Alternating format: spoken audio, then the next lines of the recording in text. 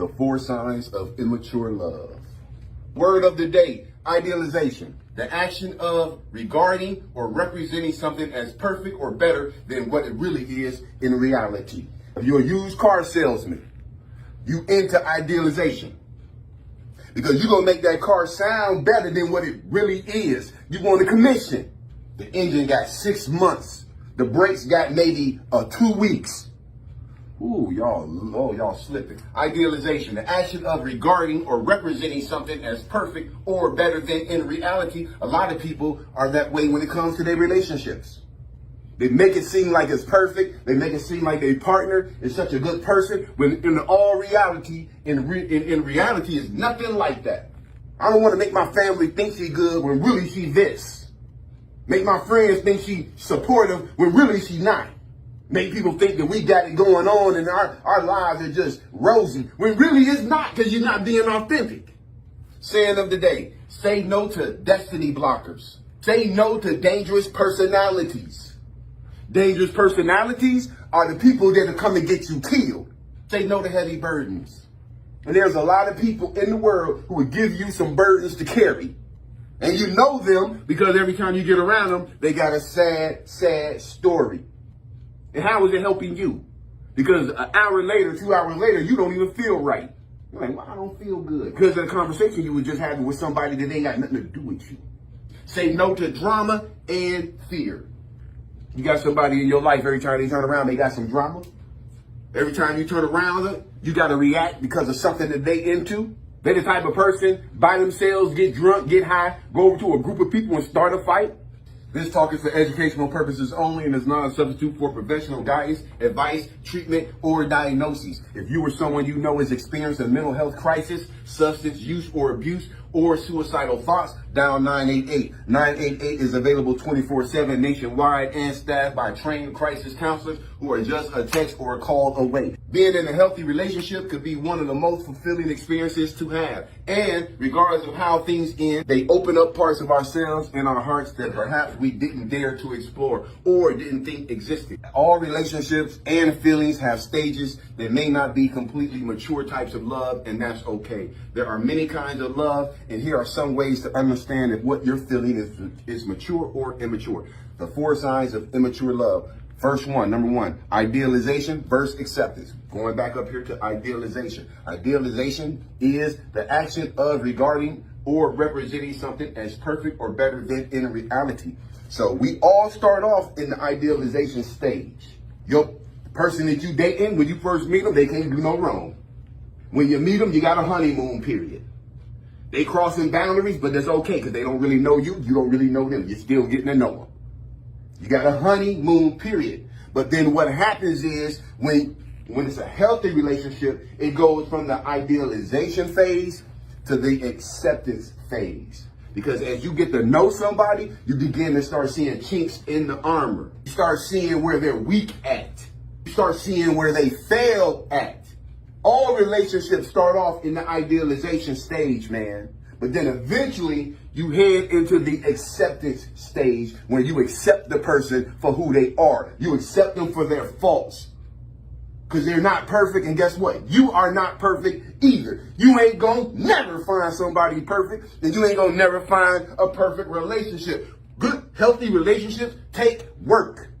If you want a healthy relationship, you have to be intentional while you in the relationship. How many times people done broke up with somebody or somebody done left you, now all of a sudden you being considerate?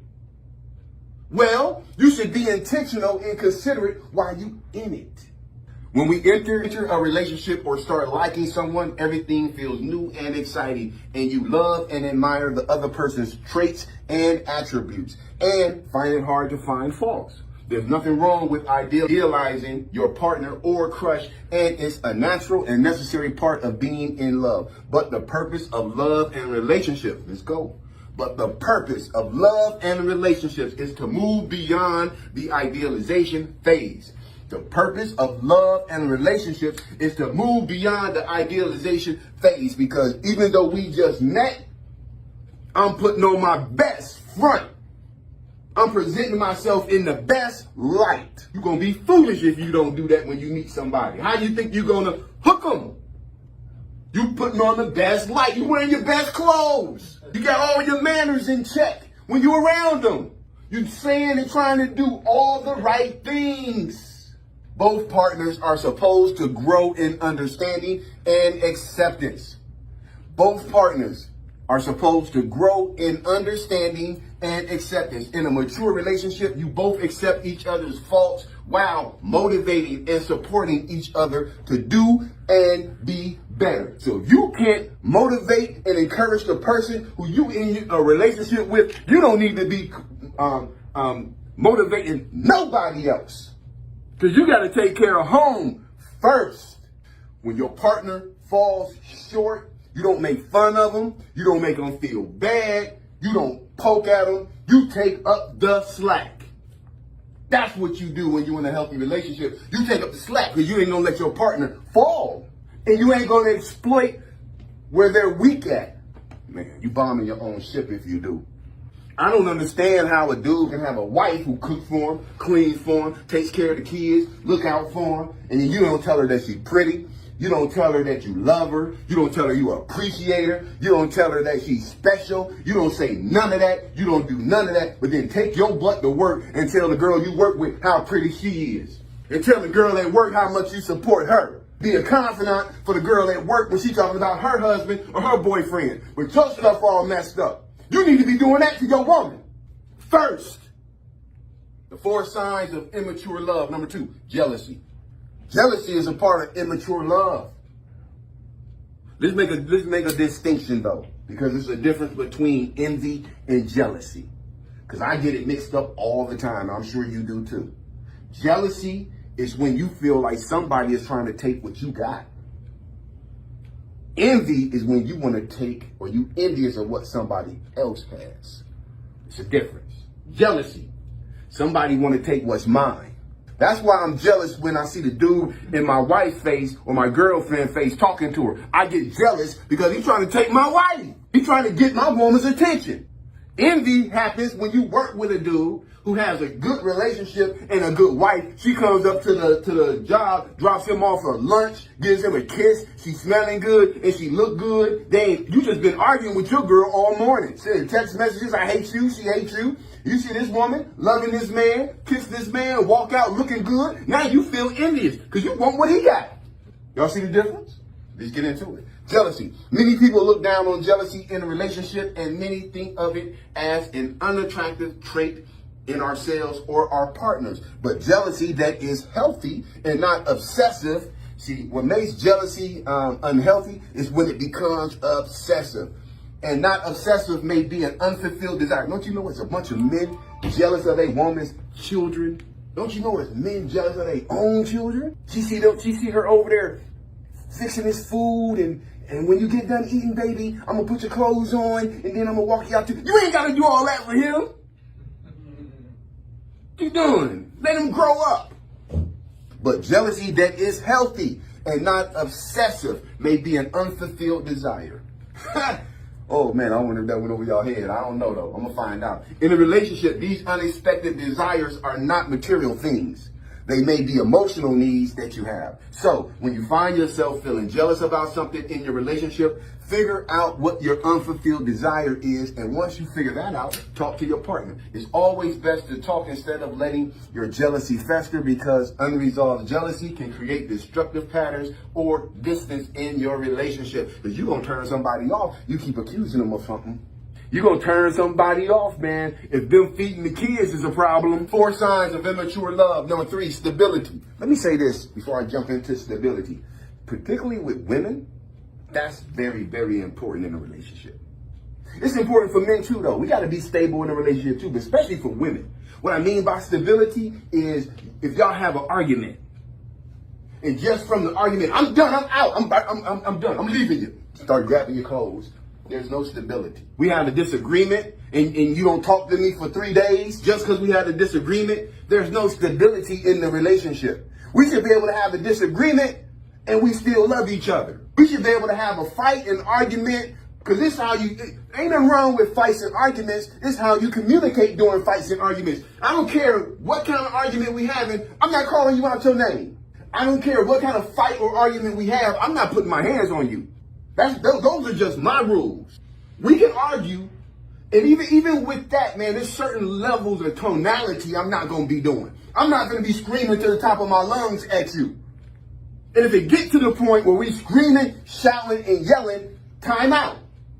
Because you got to have a stability in your relationship. Something goes wrong, now all of a sudden the relationship in jeopardy. It's time to look for another situation. A mature relationship needs to be stable, and both of you need to be on the same page and share similar goals and similar intentions. Y'all got to have similar goals, man. If I meet you and you want kids, but I don't want kids, that's a problem. If I meet you and I'm a spiritual person and you don't believe in God at all, that could be a problem. I believe in work ethic and working hard, and you believe in just getting by, that can be a problem. Not just that, it says, what about your intentions? You got to have the same intentions when you go into the situation. I'm looking for a woman who I can be with, who I can love and pour my all into. Well, she's just looking for somebody to pay some bills. What are your intentions? Because if I'm looking for somebody to invest in, and all she's looking for is somebody to pay some bills for right now, we ain't on the same page, and we don't have similar intentions for each other. Woman might say, well, I'm looking to date to marry a husband. Well, I'm just dating to hit it and quit it. We don't have the same intentions. You need to get that established when you get together with somebody. Y'all feel what I'm saying? Because y'all got to be on the same page for it to work. Because if you ain't on the same page and she going in that direction, you going in that direction, how is that going to work? Because a house divided against itself can't what? Come on, somebody. A house divided against itself cannot stand. When you got drama in your house, when you have confusion in your house, toxicity in your house, man, let me tell you something. You don't never supposed to have that in your house. Know why? Because you got to deal with that when you leave it. And you don't know where you're going to run into some toxicity at when you leave your house. You might go to 7-Eleven and get you some gas and end up getting into a fight with somebody who didn't take their medication. Am I right? So when you go home, that's where you're supposed to find peace. Unless you was raised and your home wasn't peaceful. That's going to go over some heads, but I don't care. You hear me? Unless your home that you grew up in wasn't peaceful, you might not see your home as peace. But when I go into the house and I close the door, I'm shutting the world out. During the early stages of a relationship, everything moves fast. It feels passionate and dramatic, and red flags and boundaries are ignored. But at this point, neither of you fully know each other. You only know the best parts of each other because when we meet somebody, we put our best foot forward. You only know the best parts of each other, and as you get to know, understand, and mature in love, the dynamics of the relationship shift. As a result, you feel more stable in your love that you share. The 4 signs of immature love, the final one, number 4, support. Yeah. You can't get support from your significant other. Where are you supposed to get it from? When she say, hey, I need to start going to school so I can graduate and get this degree so I can get me a better job, I'm a babysit the kids. We're going to make some arrangements. And if I can't babysit them, then I'm going to pay somebody to babysit them so she can get that degree so we can do better and grow. Support is one way of showing someone you love them. In the early stages of a relationship, the most support many of us can offer is happiness and a promise to be happy around each other. So when you first meet somebody, the only thing you need to do as far as supporting them, because you don't know them, you're getting to know them. The only thing you need to do is to be a happy person and be happy when you're around them. You at least owe them that when you meet somebody. Because if you just met somebody and y'all getting to know each other, now all of a sudden she telling you about all her problems in life, that's a problem. Because if she telling you and y'all just met and she expecting you to pay all her bills, get out. Brothers, you met a woman, and just for the simple fact of the pleasure of having her company, you got to pay a bill. She's one level below a prostitute because she don't even know you. And you ain't obligated to pay somebody you don't know bills. And if that's a requirement to get to know you, I don't want to get to know you. Because if I'm paying your bills, I love you. As the relationship grows, you both open up to each other and become more vulnerable with each other, and eventually you both open up to each other, confiding and supporting one another through difficult times. The support and understanding motivate both partners to endure the adversities either of you might face.